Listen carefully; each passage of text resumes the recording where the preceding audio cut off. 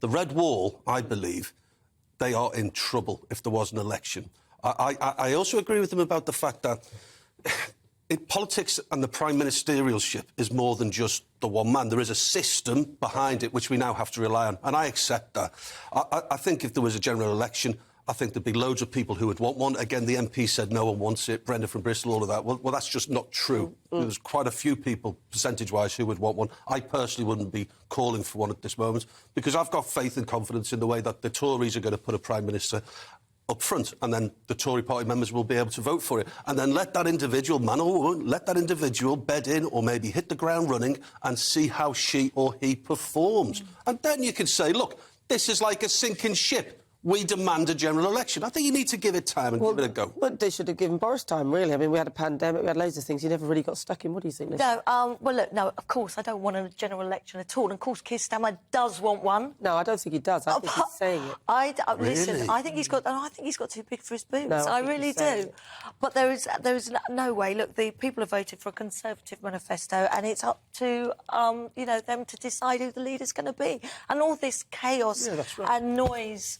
It's not forever. It's just now until we get the new Prime Minister. I don't believe him. He's just saying that to make it sound like he feels strong and that he's going to win when he knows full stop. And most people are saying that even if he did have a general election, I still think that the Conservative Party would win it because the Labour Party are so unpopular. I think the new leader, forgive me, I think the new leader should definitely tweak the 2019 manifesto. Now, part of that manifesto was to achieve net zero by 2050, and people said, that's a great idea, how can you argue against that? But then all of a sudden, the gritty reality of how you achieve a net zero by 2050 kicks in. You've got 25% green levy tax on your energy bills. My energy bills are £300 a month. 25% of that's that... That's 50 quid up from the last time. What are you doing in there? You've got all day and all night.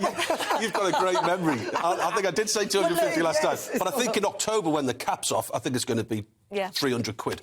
So I hope people can just sort of draw from the energy of the working class man and woman away from North London. Just absorb the energy, because people, they want a net zero, but they don't expect to be bankrupt in order to achieve it. I don't know whether people do want a net zero. Yeah, that's right. I actually think that if a candidate comes along and says that we're going to stop this net zero nonsense, I think that'll be even a hotter ticket than the taxes. Because if you do that, I think that's what people want. Because I'm sick and tired of... I appreciate Quentin was talking all about electric cars. He told me how he only had to wait 20 minutes whilst it was charging. And I thought, well, that's all right.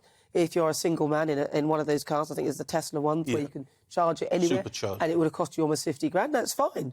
But they're so expensive. But no, first of all, I can't afford one of those. Yeah. B, I can't afford 20 minutes. I'm a busy woman. Yeah. And C, well, I just think they're too heavy, and I don't want one. I'd love a politician to rip the net zero thing up, have the balls to do it. Lizzie, forgive me, I interrupted you. Please stop the bicycle you. lanes, though, please. I got stuck in traffic the other night with those bicycle lanes. I mean, London is like gridlock most of the time. It's a nightmare.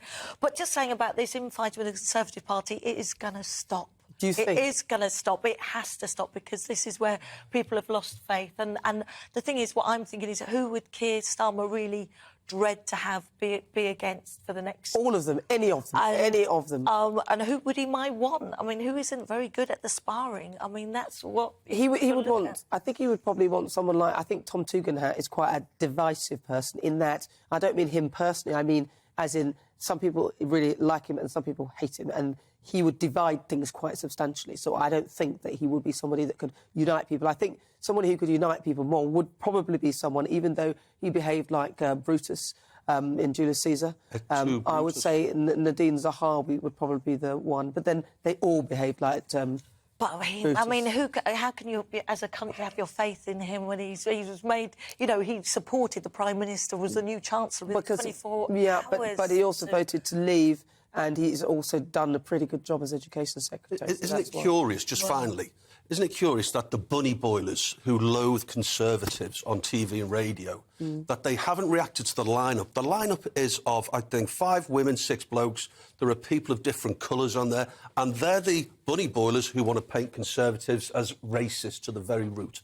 Well, that's interesting, because I was listening on the radio, and it was like, oh, but when, it's somebody of colour and this and that.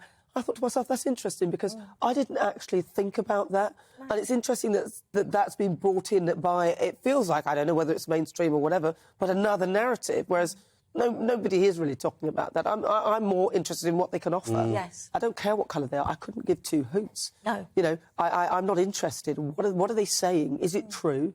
And do I trust them? The answer is no for all of them, by the way.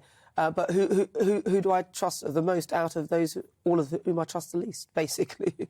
Who is that? You haven't told me who you want. Yeah, I who don't would you know. like? Oh, come on. Well, OK, look, as I said, out of all of them that I think would do a decent enough job would probably be someone like Nadine Zahawi.